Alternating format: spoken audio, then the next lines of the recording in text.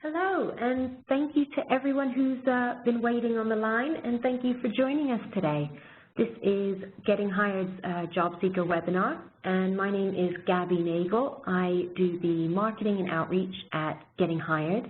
Today, our webinar is featuring Aerotech, who will be talking about building resources, relationships, and realizing your full potential as a veteran job seeker.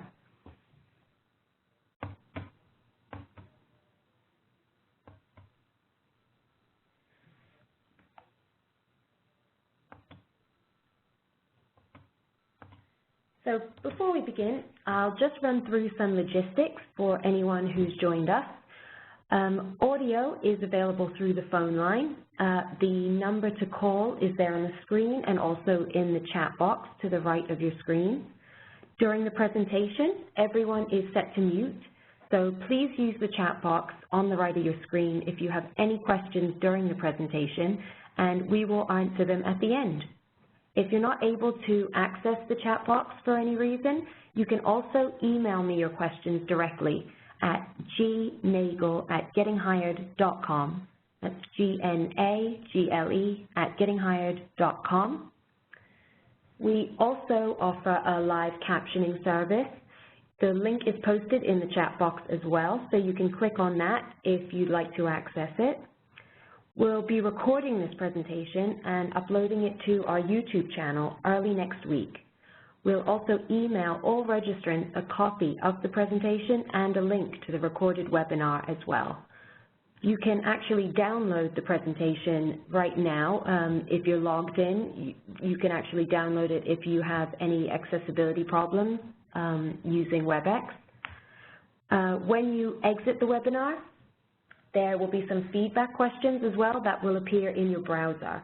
We'd really appreciate any feedback you could provide us.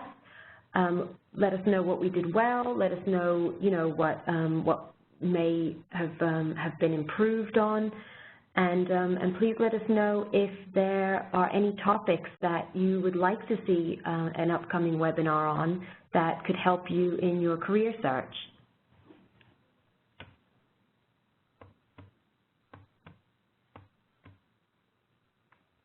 Just a really quick thank you as well to the sponsor of the webinar, which is our employer partner, Waste Management. Waste Management is a Fortune 250 company that's the leading provider of comprehensive environmental solution services in America. And it's been the industry leader since 1971.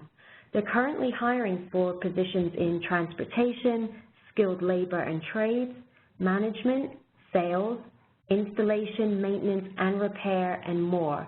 And you can search and apply to all of their current jobs on Getting Hired's fully accessible site, gettinghired.com.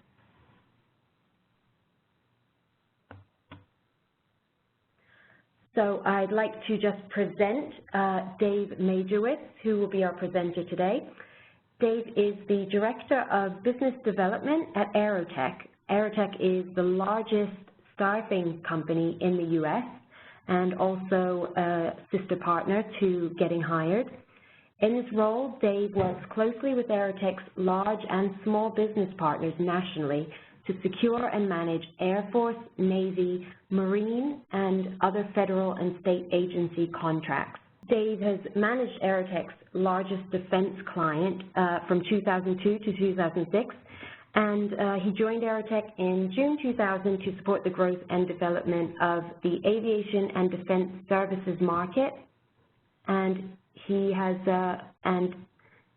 been in the U.S. Air Force himself for 14 years prior to that as a decorated USAF recruiter. So thank you so much, Dave, for joining us today. Thank you very much, Gabby. I appreciate the introduction and the opportunity to speak today. Thank you so much for being here. So just to let you know, Dave's going to give an overview of the topics we're going to be covering today, and he's also going to introduce our other panelists. So take it away, Dave, whenever you're ready. Thanks again, Gabby. Good afternoon, everybody, and thank you for joining us.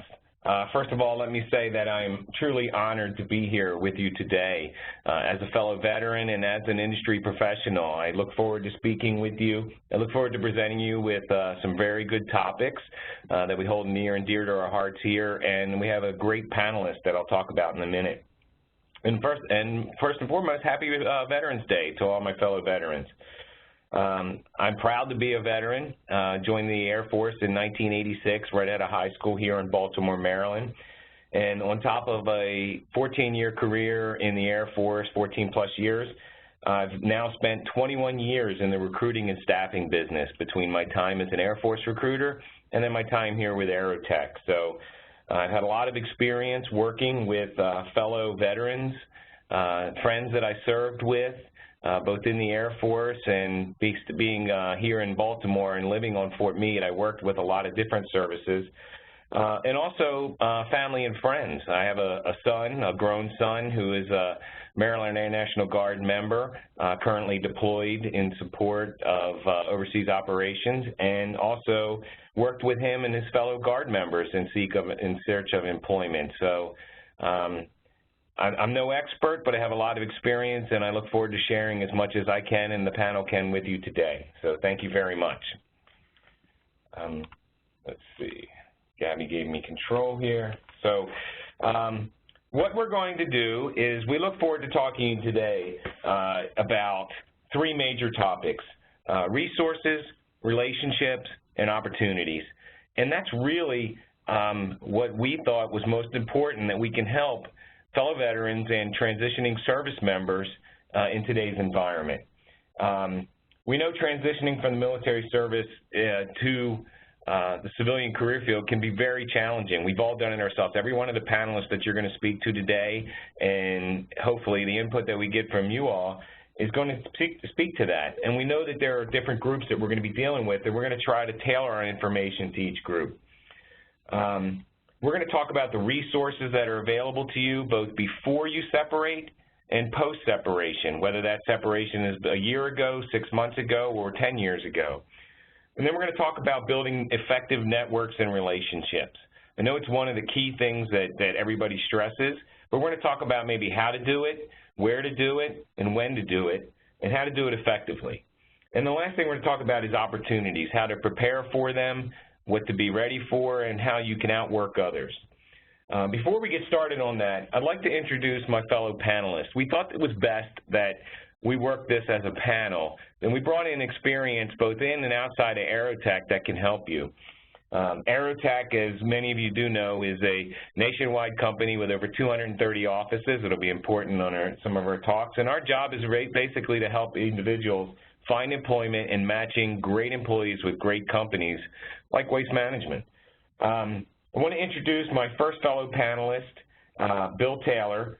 Bill is a retired Chief Master Sergeant with the United States Air Force, and currently he is our on-site premise manager and one of our major clients he can tell you about. So Bill's going to join me, and then along with Bill, he's going to pass it over to Skip Rogers. Skip is an Army veteran and co-founder of Able Forces. So Bill, would you like to take a minute and introduce yourself? Absolutely. Hello, everybody. My name's Bill. As Dave said, I was Chief Master Sergeant in the Air Force, retired after almost 30 years. Took that big step out in the civilian job market at the beginning of 2015 and made a lot of mistakes along the way. So hopefully I can pass some of those along to you a little bit later and give you an idea of what not to do. But I moved into the position here at Aerotech as an on-premise manager, so I was able to actually translate a lot of my skills from aircraft maintenance, where I was at in the Air Force, over to Bombardier. And basically, I'm doing a lot of the same things, managing people that work on airplanes. So it's been a great transition.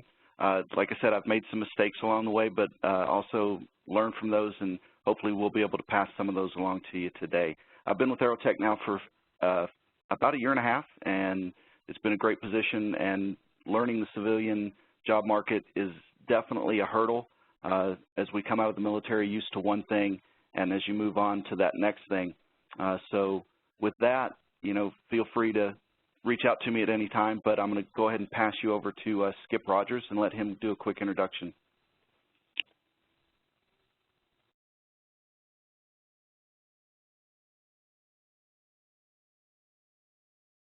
Skip, you with us? You on mute?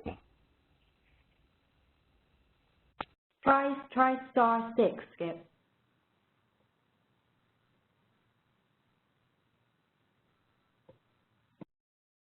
How about now? You got you, Skip. Okay. Sorry about that. Bill, thank you much. My name is Skip Rogers, and I'm co-founder and executive director of Able Forces. Able Forces is a nonprofit 501c3, rather unique, and our exclusive mission is to employ wounded, ill, and injured veterans with significant disabilities. My background, also as a veteran, I go back a long way. I got out in 1970 from the Army. I was a military police dog handler. In a very different time to be in the military. Since the late 70s, I guess, I started working as a technical writer supporting primarily military contracts, and I started as a consultant, and I have built that since then through the years, since the late 70s, primarily as an independent contractor and my own small business owner. I have spent virtually all of my career supporting federal contracts with a primary focus of military contracts. So I have worked across the service branches and across technology areas, from missile defense through Navy sonar, through Air Force and airborne platforms. So that has been my focus. Of late, about the last, I would say 10, 11 years, I have been heavily involved in supporting a variety of military-based and military separation organizations as well as employment efforts. So, again, most of my work is wounded, ill, and injured. However, I do now support a variety of positions available for both veterans and most recently spouses of veterans that are unable to work. So I hope I can provide some insights for those of you that are getting ready to separate or have separated. We have a lot of information that we can share with you, and I hope each of you can take advantage of the experience that's on this panel. And with that, Dave, I'll pass it back to you. Thank you, Skip. And Skip, you bring up a good point I forgot to mention. We also welcome all the family members, caregivers, and caretakers of all the veterans. So we're going to try to make sure that we include everybody in our talks, and feel free if you have questions, like Gabby said, to get those into us so we can provide you with some useful information. What we'd like to do to get us started and to kind of help us tailor the information to the groups that we're working with and talking to here is take a short poll. We would like to do this so we can kind of tailor our further information and get an idea of the audience. So, Gabby, do you want to explain this to everybody for us? Sure. So I'm just going to open the polling feature, and you'll see the question that comes up on the screen is going to come up, and you can just choose from the following options. So it's, are you a, option 1, current service member, 2, recently separated, 0 to 2 years, 3, post-9/11 veteran, greater than 0 to 2 years, or 4, pre-9/11 veteran. So I'll just open the poll and give you a few minutes to, or a few seconds even, to choose what your status is currently. Thanks, Gabby. And again, the reason we chose those categories is each represents a specific group with different challenges and different needs. There are a lot of different organizations and opportunities that we're going to talk about, and we're hoping just to be able to tailor that to what you're most interested in, but we're going to try to cover all just to be fair. So as you guys do that, I'm going to move forward. As everyone does that, I'm going to move forward a little bit and talk about our first topic, and that would be the resources. Oh, we've got the results in. I'm just going to share that now. Oh, thanks, Gabby. No worries. So it looks like 20% are current service members, 20% are recently separated, 0 to 2 years, 40% are post-9/11 veterans greater than 0 to 2 years, and another 20% are pre-9/11. All right. Well, that gives us a really good audience of different people to cover, and I think that the opportunities that we're going to present and some of the things that we're going to talk about should really be meaningful for just about everybody on here. So we're going to start out with talking about resources. Remember, we want to talk about resources, relationships, and opportunities. And when it comes to resources, we've broken our resources down into pre-separation and post-separation. Everybody on the panel here is a veteran, as well as everybody in the audience. So we've all experienced some sort of transition program. Mine was a pre-9/11 veteran. I got out just before 9/11 in 2000. And the emphasis that was placed on the transitioning veterans was getting very popular. The transition assistance programs were very young at the time. Some of the programs were run by civilian instructors. Some were run by military. There was, I would say, limited participation from industry and focus groups. I think if I remember correctly, we probably had some of the bigger employers there, like Coca-Cola, because I went through Andrews Air Force Base, so Coca-Cola and Home Depot, who had local distribution centers. But I don't think that it was as participated in and as widely known as it is today. But there are some very important organizations, both in the service and outside of your services, that can help you, and this is just a few of them that we list here, and I'm going to explain a little bit about why.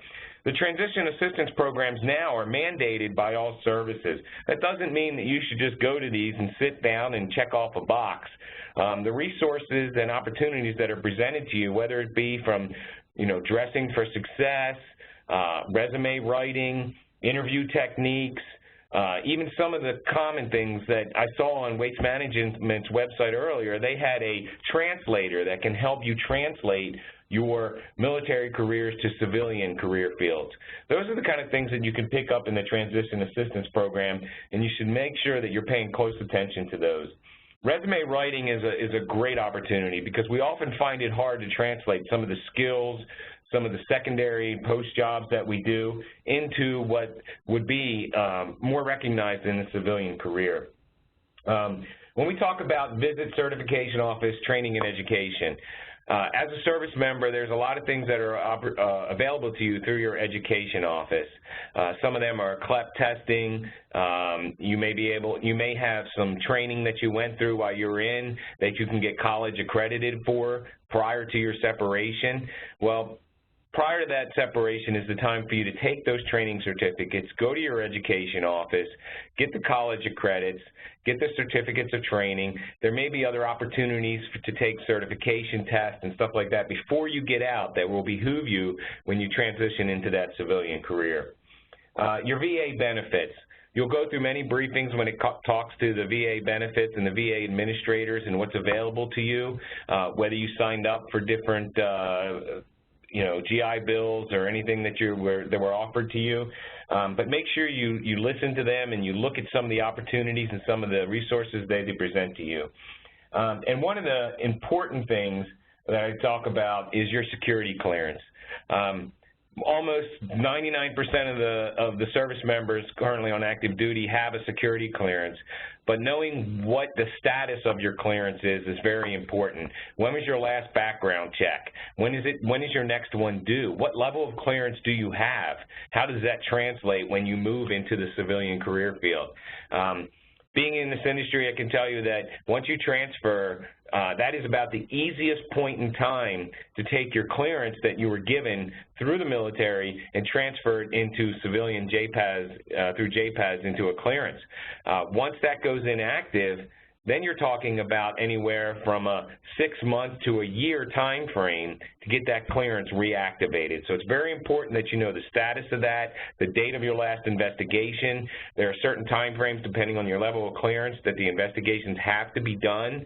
So if that's coming close, that may be something you could talk to your security office about, setting or getting that investigation going before you get out, so you have it refreshed and ready to go, and it's at your disposal when you're interviewing for jobs or just taking that to your next career. there's a couple other organizations that can help you from both a pre and a post separation standpoint. Operation Impact it stands for Injured Military Pursuing Assisted Career Transitions. It's an industry organization started by Northrop Grumman but participated by most of the defense and supply organizations. It really works with the members and their families and their caregivers to help get them into equivalent paying job that can help you transition with some of the assistance that you should need, or if the service member themselves is unable to work, they work with the family members to get the family members employed so they can sustain the same level of income. There are other organizations. I think Skip mentioned that Able Forces works with both pre-separation and post-separation. Isn't that right, Skip? It is, Dave, and I'll certainly go into some level of detail. Let me make one comment, if I can, Dave, to our folks out there regarding Operation Impact.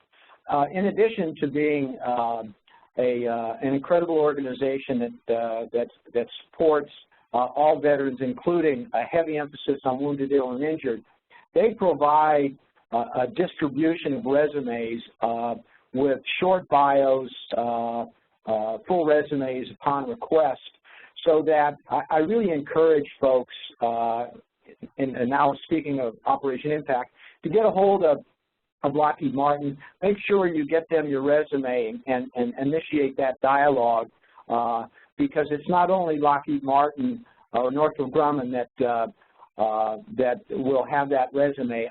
I get all of their resumes for everyone that's registered, and everyone that's a part of Operation Impact is in the same position. So I want to encourage you to do that.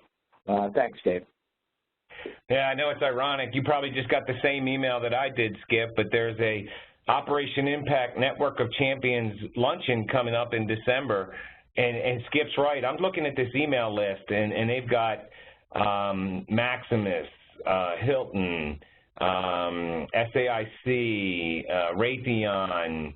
The list goes on of the different companies that are participating in this, and it's really focused on getting all the industry partners together and impacting and helping as many service members as they can. So I could go on in the list of companies that are here, both government and private organizations. So very good program. Thanks, Skip. Okay, the next thing that we want to talk about is the kind of the post-separation organizations that are available. On the survey, we talked about 20% recently separated, another 60% that have separated outside of the 2-year time frame. There are organizations that are available to you. We just touched on a couple, both government-funded and privately funded. Skip, being an industry expert and having founded one of those organizations, we thought it would be best for Skip to touch on some of them for us. Skip? Yeah, Dave, thanks. So whether you're getting ready to separate, or whether you have separated and are looking for a job, your focus needs to be just that. How do I get that next step in my career path? There are probably more organizations now focused on assisting veterans and spouses with employment than there ever has. There is a new focus, for example, on government contractors to increase, for example, ratios of veterans on their workforce. So although there are not mandated targets, there is a heavy emphasis on federal contracts that are let to try to ensure that contractors like myself or others out there do what they can, have a plan to hire veterans. What we've got here as bullets is certainly nowhere near exhaustive, but I want to touch on a couple of things. That first bullet, Department of Veteran Affairs, the VRNE. That is one office within the VA that focuses on disabled veterans, 30% plus, exclusively. There is a huge amount of support provided through that office for those getting ready to separate that will have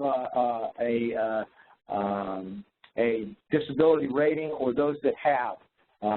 One comment on those of you that are getting ready to separate.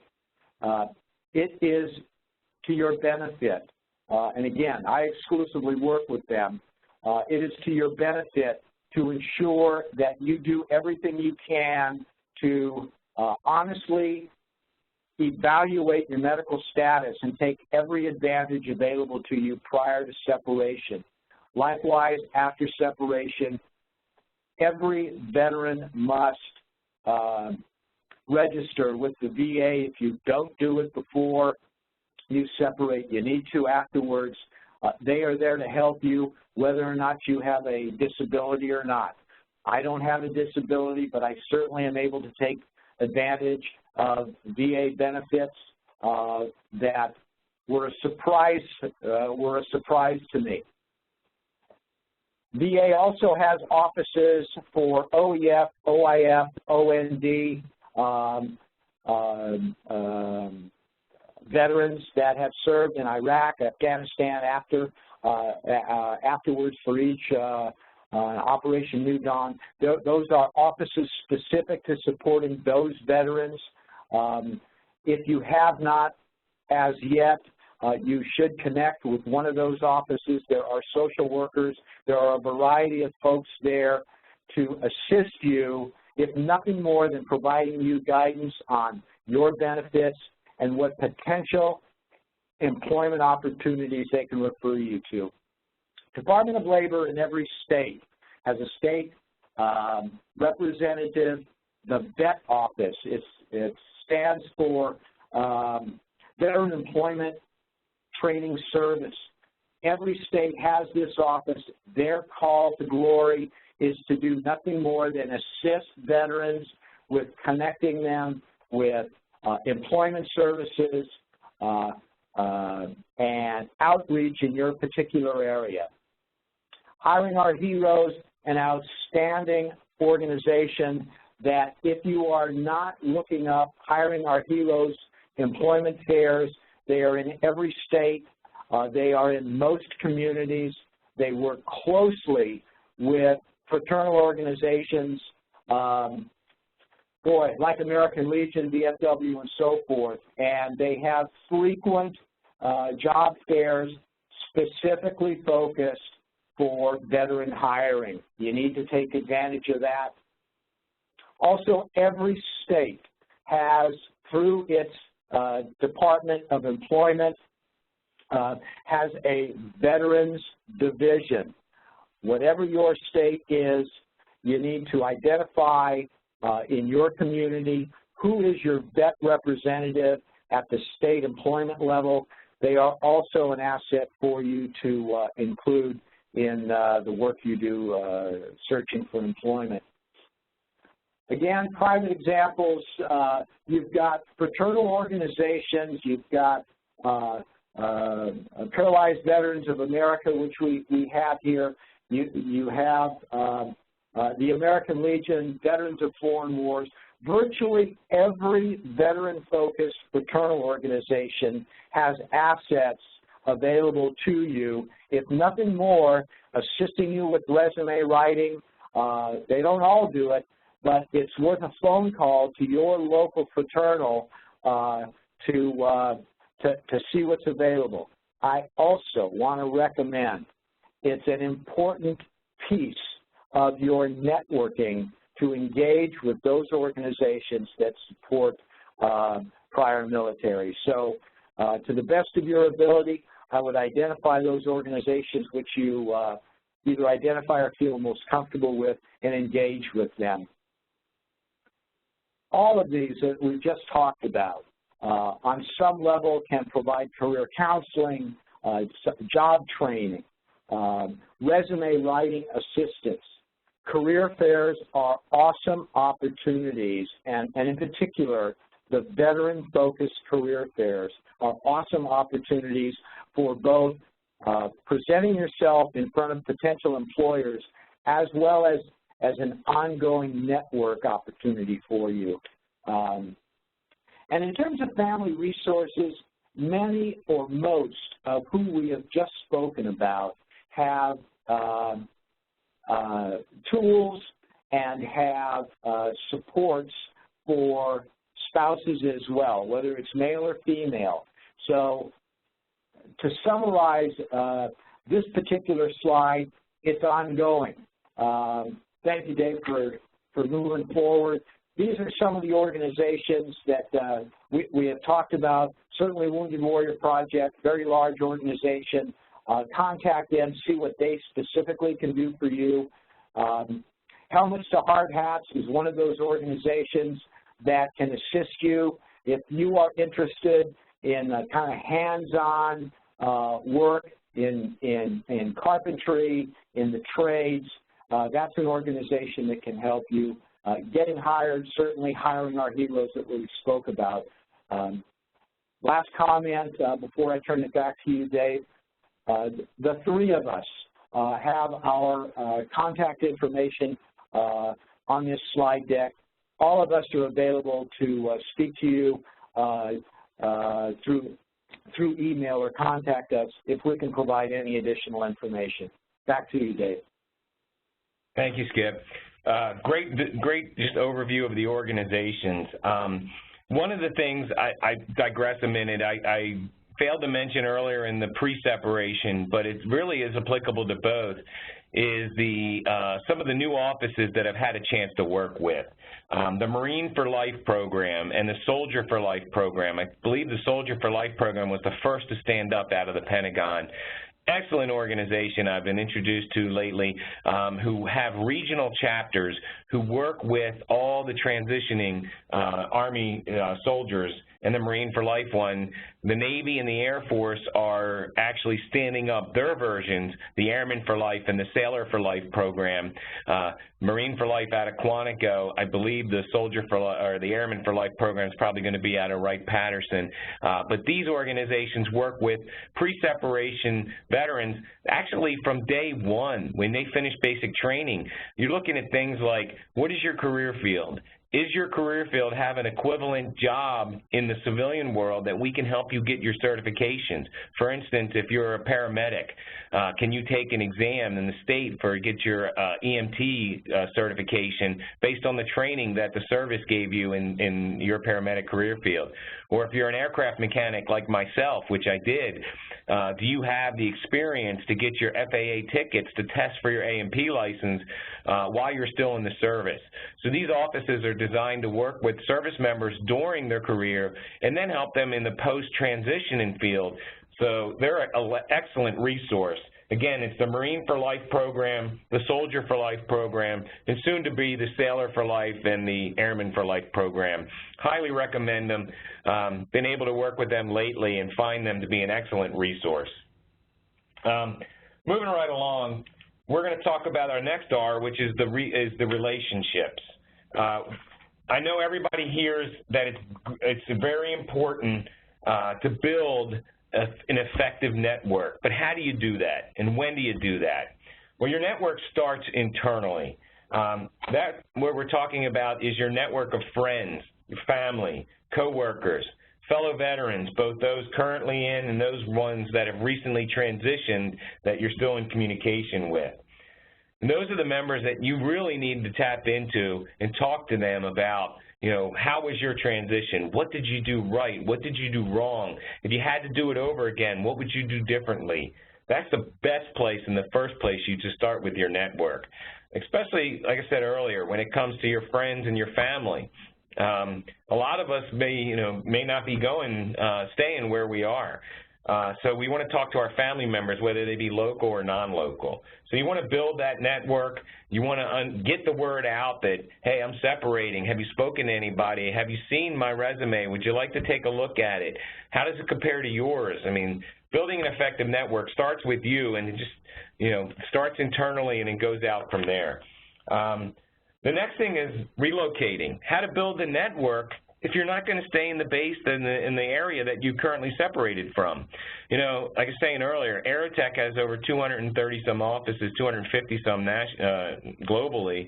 So we had an opportunity to work with a lot of different service members who were transitioning from the military, and we found that about 80% of them are relocating. They're not going to stay in the local area.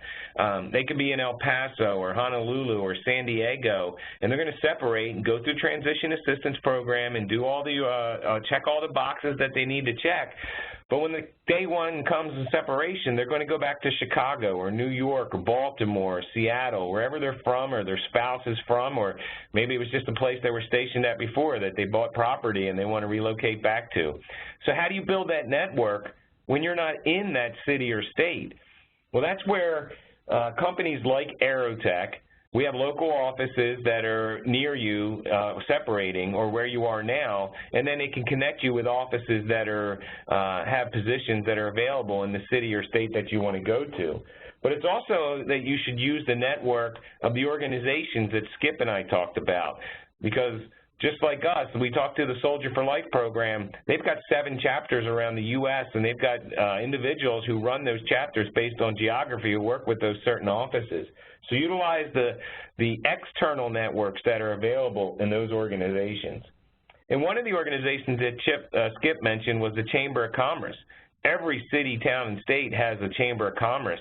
So you can always network with the Chamber of Commerce in the local city or state that you're going back to and talk to them about what organizations are available. They're the first ones to know what new companies are moving into the area.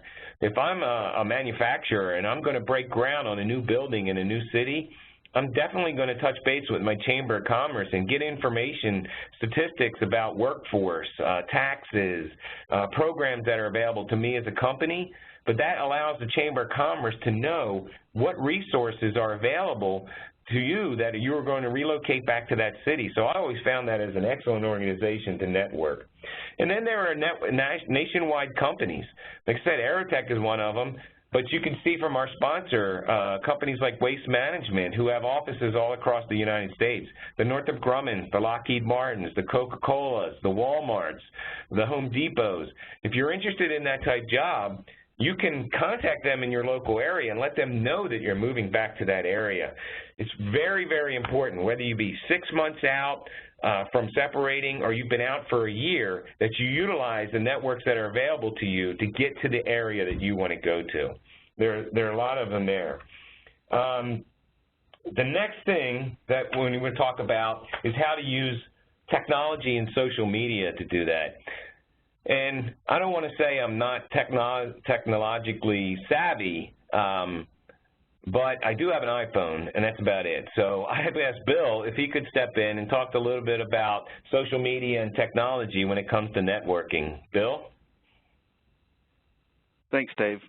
Yeah, like Dave said, your network is extremely important. And when you take a look at all the things, it's easy to recognize some of the things that we look at as social media. You know, probably the first one that comes to mind is Facebook. Probably the second for most people is LinkedIn. But there's also a lot of other things out there that you leave a social media presence on that could basically help you. YouTube is a good one. Google+, Twitter, Flickr, Classmates, all of those different sites allow you to connect with different people. And it all comes down to degrees of separation. For example, on my LinkedIn account, while I was in the military for, almost 30 years and a Chief Master Sergeant, and I dealt with, regularly with generals and things like that and colonels, I didn't consider them as part of my network. But when I look at my LinkedIn network, that captain that I worked with and shared an office with, he was very much a part of my network. And being friends with him, he was very much a part of the colonel's network, so they're connected. And the colonel was very much part of the general's network, so they're connected. So if you look at your, and if you address it the right way, on my LinkedIn page, it goes from me all the way up to a 4-star general on my LinkedIn page as part of my network. And I have been able to utilize different parts of that and reconnect with people, that were a captain when I met him when I was a senior airman. And now, when we retired, I was a chief and he was a general. So, those connections that we make and that you make through your military career are going to stay there. And that's the same thing for everything else. That person that you were great friends with in high school and lost connection with, but you found them via Facebook or you found them through classmates or something like that. The one thing that you got to watch out for, especially with social media, is putting things on there that you don't want that could be detrimental to finding employment. Remember, that stuff stays there. It can be found. Employers go to look at that. Simple things that you may not think about, a professional email address, especially when you're dealing with LinkedIn and things like that. While tumbleweed.com may be a great email address for you and may have significance to you, it probably doesn't have as much significance to the employer that's looking at it that really wants an identifiable email address that identifies that as you to them. So utilize that technology that's there, take advantage of it, build your networks through there. It's not something to necessarily rely on, but it is a good crutch and it is a good tool to use down the road to make connections with. There's a spot on LinkedIn where you can post on there, hey, I'm looking for employment, or you got a great opportunity to post your resume and all your skills and experiences. I've actually gotten job offers from my LinkedIn page, 4 or 5 in the span of about a month and a half, where all of a sudden people within that network saw something and they said, hey, that's the kind of person we're looking for, and you'd be surprised at what kind of benefits that'll give to you. The same as Facebook. You're going to come across people that you know that are looking for positions, that have friends that are looking to fill positions. So utilizing that social media presence. With the technology like it is, like Dave said, he's got an iPhone. Probably 95% of everybody out there now has a smartphone. So we're always connected to our email, to the internet. We can always access things, which brings up a good point. When you've got your phone, if you're in the job market looking for employment, make sure your voicemail is set up on your phone. You'd be surprised at how many candidates we call that don't have voicemail set up and we can't even leave them a message.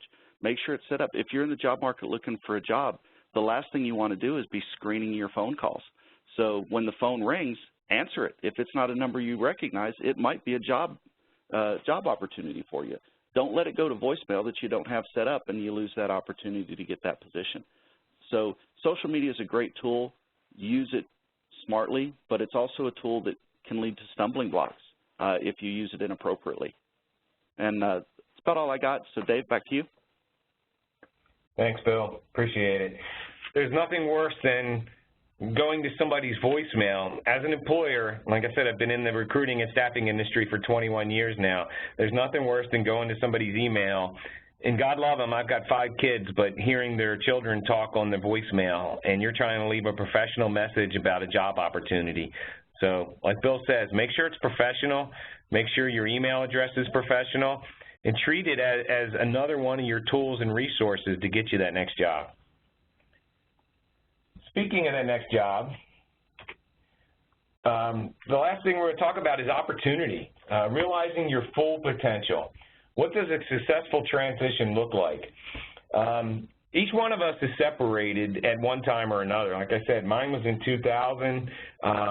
Bill just about within the past 2 years, and then there's Skip. So each one of us has made a successful transition. But some of the things that we want to keep in mind, love you, Skip, is some good advice that we tell. You're going to hear this again and again and again, but I do not think you can hear it enough, because I couldn't hear it enough. And that's really to be open, to be humble, and be willing to start your career and work your way to the position that you want to get into. You know, Bill retired as a chief, but he's not running Bombardier Aerospace for us. He is the on-premise manager, but he's not the CEO of the company. Not everybody is going to walk out of the Air Force as a chief master sergeant or a master sergeant or a colonel and take over the next company. There's a large audience of us out there, like myself, that was dragging a toolbox that had to be willing to work your way into a position. So you have to be very humble. You have to understand that just by the poll alone, the amount of us that are already in the workforce should go to tell you that if you're interviewing for a job and you are coming out with great military experience, and you are, odds are if you're in the National Capital Region here, probably 8 of the 10 candidates that you're interviewing against are going to have some similar form of military experience that they're bringing to the table. Depending on where you're going or where you're coming from, that's often the case. So you've got to make sure that you tap into what you did whether that be training, education, additional duties, experience, deployments. Maybe it's a job that you took while you were deployed that you got experience on. Those are the kind of things that you've got to tap into, bring to light, and be able to speak to in your resume and why you are the right choice for that job. And you're going to work really, really hard to find your next job. One of the things we always say is the hardest job you'll ever have is finding your next job. And that is going to be true whether it be this job or the next job. But you're going to have to outwork others to make sure that you get that position. And that's going to take having the right resume, having a resume tailored to the position that you're looking for. It's going to make sure that your experiences match what the employer is looking for. If you're going to apply for 20 jobs, you're probably going to have 20 different resumes when you're handing them out to those specific employers. As an employer, all of us on this call have interviewed many people. When we tell you that we probably spend anywhere from 8 to 18 seconds reviewing that resume and deciding what pile it goes into, we're being generous. Employers are looking at a lot of resumes, and the first thing they're going to look at is, what does this candidate bring that interests me, that holds my interest, that's going to make me read further? So work with the professionals or work with the individuals that have that experience to make sure that your resume stands out and captures their attention, and that you stand out and capture their attention. Rebranding yourself. When we talk about rebranding yourself, that does not mean demilitarizing yourself. A lot of people, they take it to the extreme, and they want to make their resume so civilian-centric that they really just take all of the good stuff out, or to the point where the employer is looking at your resume and saying, well, I know you were in the Air Force or the Army or the Marines for 20 years. I don't understand what you did. Can you tell me what you did? So when we say rebrand, it doesn't mean to erase what you've done before. It just means that you've got to translate that into something that they're going to understand. And give them credit. Employers understand more than you think they do. They've seen a lot of resumes. They've seen a lot of individuals. And a lot of those organizations that Bill and Skip and I spoke about are there to help the employer as much as they're there to help you. So do not erase or demilitarize it so much that it doesn't make sense to anybody. What I wanted to do is I wanted to ask Bill, to him, who, like I said, separated within the past 2 years, what does a successful transition look like? So, Bill, you want to walk us through that? Sure. Probably the first thing that I would say a successful transition hinges on is that you've got to treat your transition seriously. I saw so many people, and I fell into it a little bit myself when I was separating. When you're getting ready to separate, there's a timeline that you do. You go through TAPS. You've got to go through the VA. You've got to do all these things. Treat those things separately, because what you're doing there, you're laying the groundwork for how you're going to move forward. If you just give it the non-committal, oh, I've got an appointment today and I'm going to go take care of that, and 30 minutes later you're back at work, that's going to hinder you further on down the line. It may make your job easier in the military that you're doing right now, but your job right now, especially if you're in the military and you're looking to separate, that last 6 months to a year, that's actually your transition period. That's when you're going through TAPS. That's when you're having to do all those things. That's why those timelines are established through the MPF to do all that paperwork. You've got to treat that seriously, because trust me, your bosses treat it seriously. They know you're leaving. They know you need to prep and make that next step, or they should be treating it seriously and going forward. So that's going to lay your groundwork. So treat your transition seriously as you move forward. Time seems to accelerate as you get closer to the end date, so realize that. Don't put off things. Don't procrastinate for tomorrow what you can do today. You definitely want to get things done well in advance of your separation, because the last 2 weeks is not the time to be trying to get all that done. So that's kind of getting out of the military. What's your next step? As Dave mentioned, looking for your next job is the hardest job you're ever going to have, and you should have probably started your second job about 6 months to a year prior to getting out of the military, because the job market out there changes, and depending on what job you're applying for, you may not hear anything for them for 5 or 6 months as you're moving forward. So know the timelines for the position that you want. One of the biggest mistakes I made was the job that I was applying for. I didn't know it was a 9-month turn from the time your interview happens until the time you'd actually start due to background checks. Even though I had a security clearance, they did their own security clearance working for the State Department and then having to go through all that. So from the time of my interview until the time I could have actually started was 9 months. I didn't know that when I started the transition for that position. So know what you're moving into. Treat it seriously.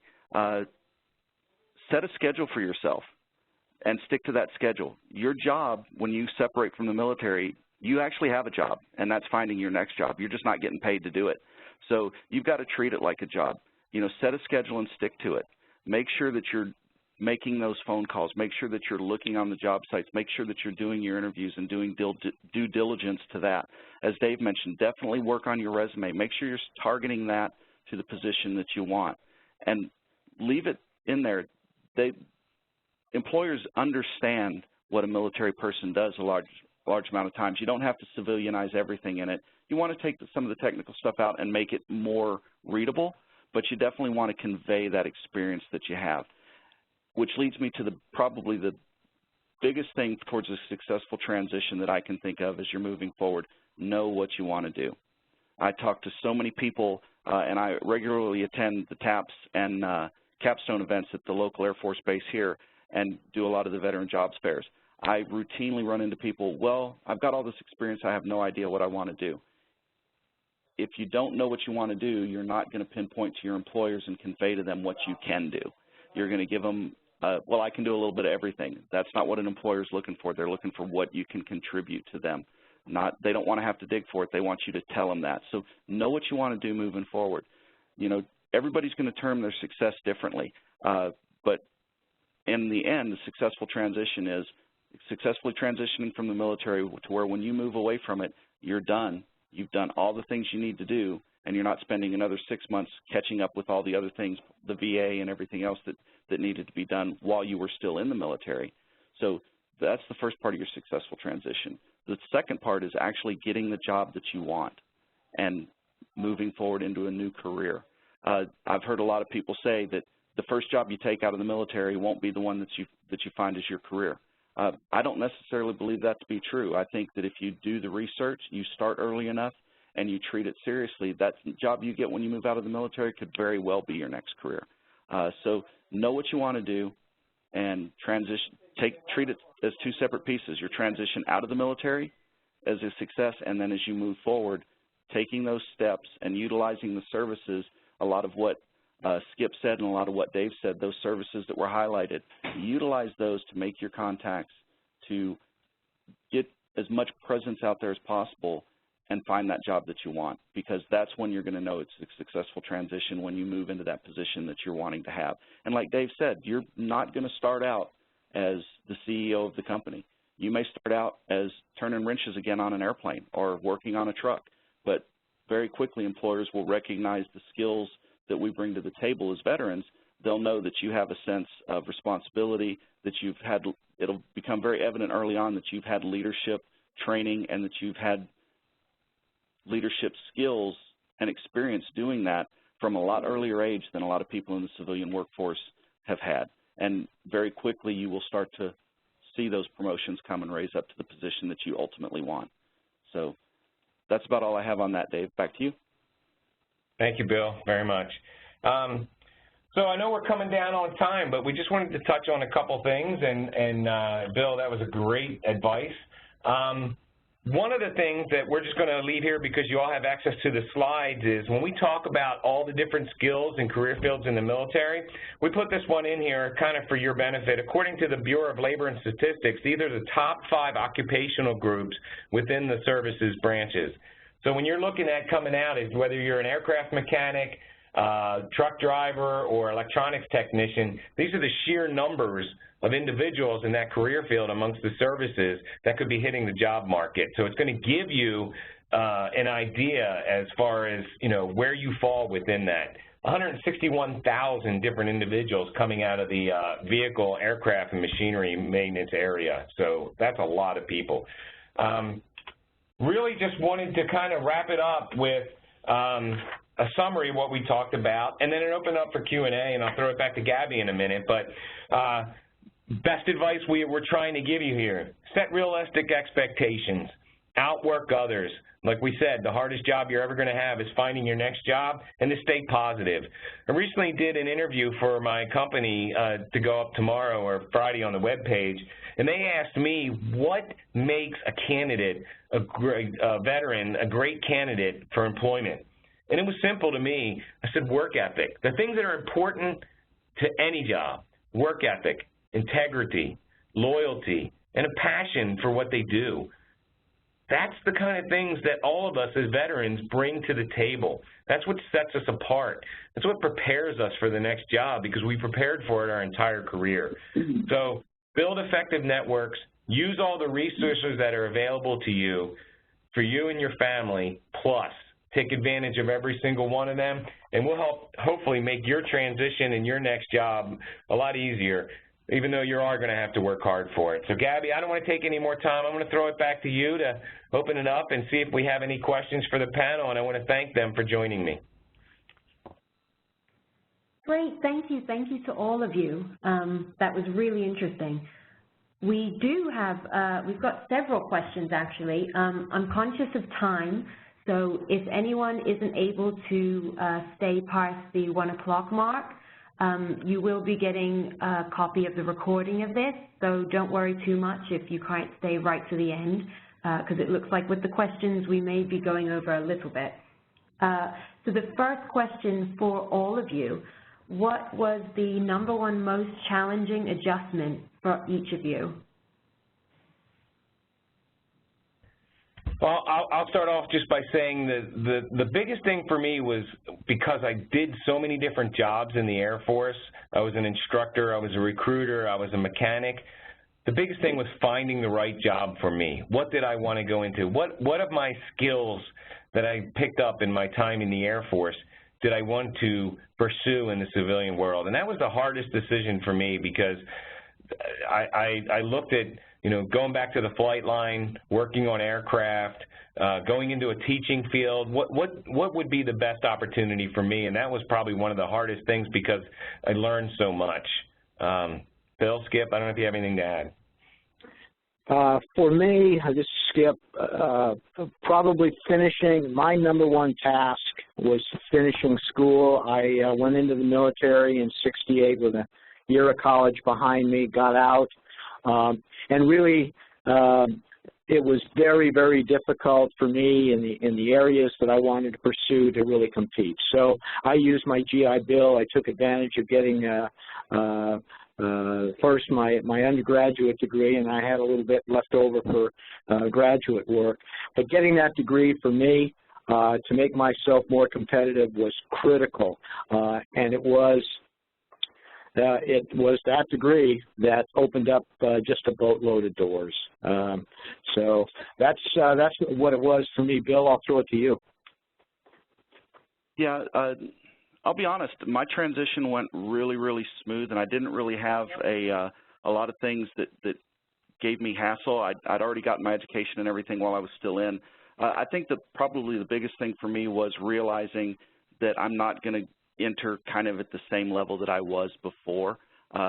You know, as a chief and being in charge of aircraft maintenance unit, you know, I had 300 people underneath me that if I needed something done, I said I needed it done, and it got done.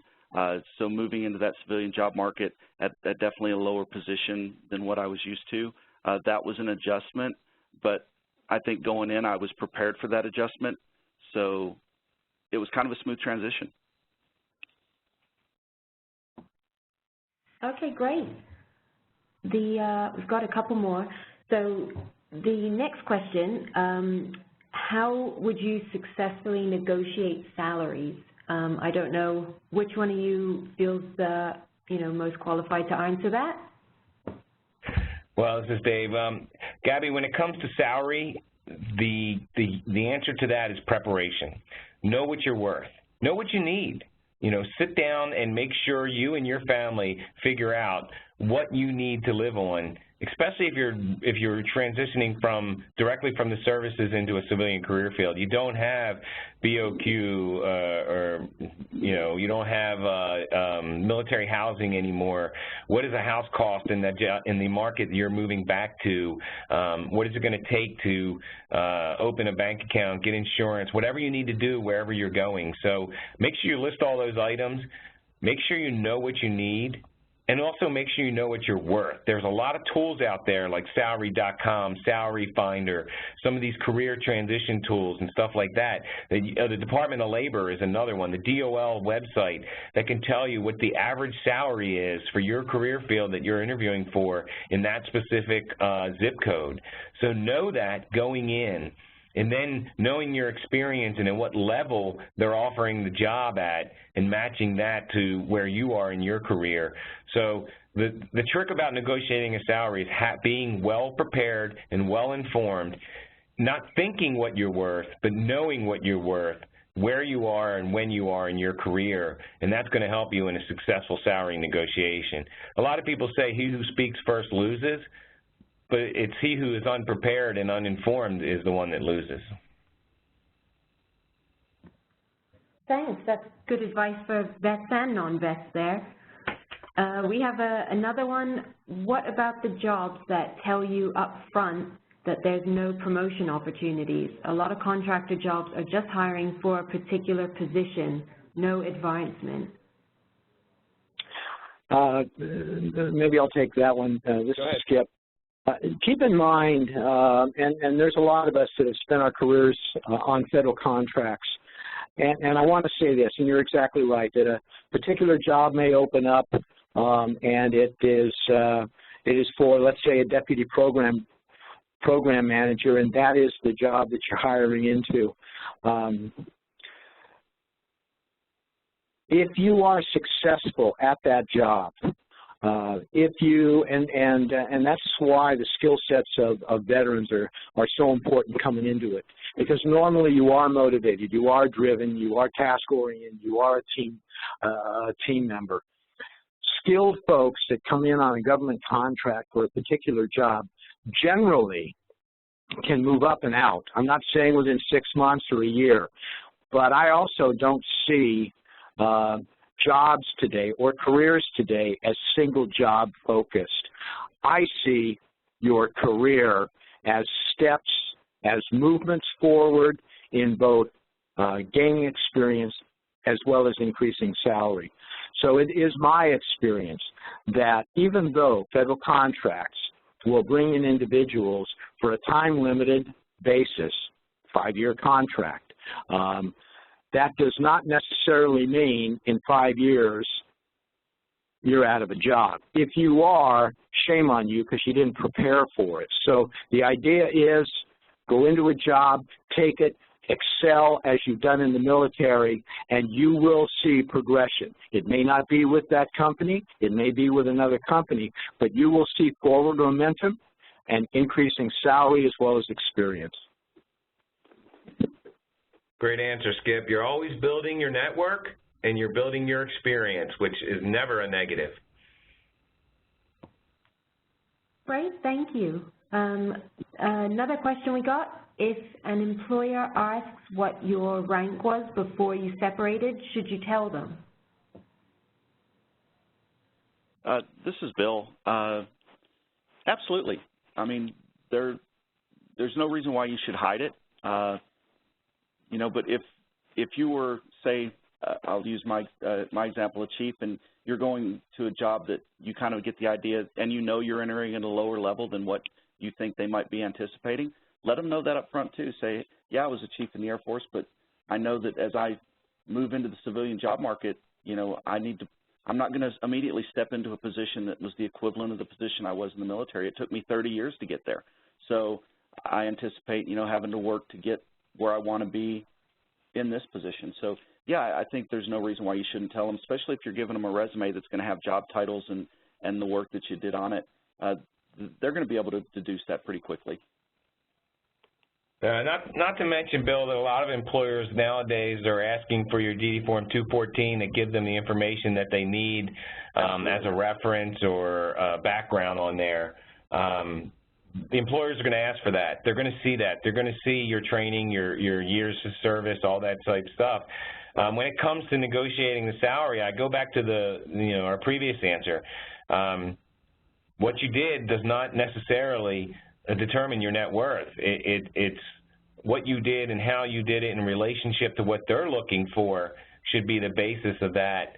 And there are one thing that is different is there are a lot of different bonus structures, equivalent specialty pays and stuff like that we have access to in the services that are not accounted for in the civilian world. So you've got to take all that into consideration. Okay, we'll have the last question now, and I'll just remind everyone that all three panelists will have their contact information included. It's on the last slide of this deck. So you can always reach out to them and continue conversation or ask extra questions if you feel you have any. But we'll just squeeze in this last one now. Is a 2-page resume too much with over 10 years experience? Should I keep it to 1 page? I'm okay with a 2-page. Anything over 2 pages, and to be honest, I lose interest. Bill and Skip? It's boy, depending on who you speak with. Some folks like you to squeeze it down, which is somewhat impossible to a 1-pager. 2-pager seems to be the most comfortable.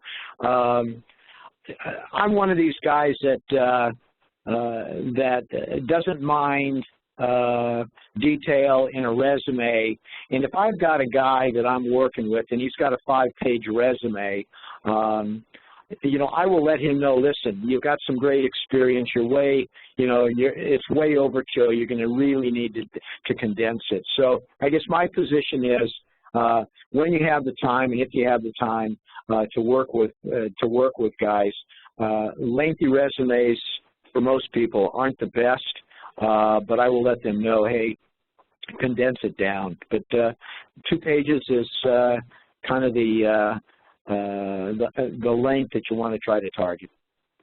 Bill?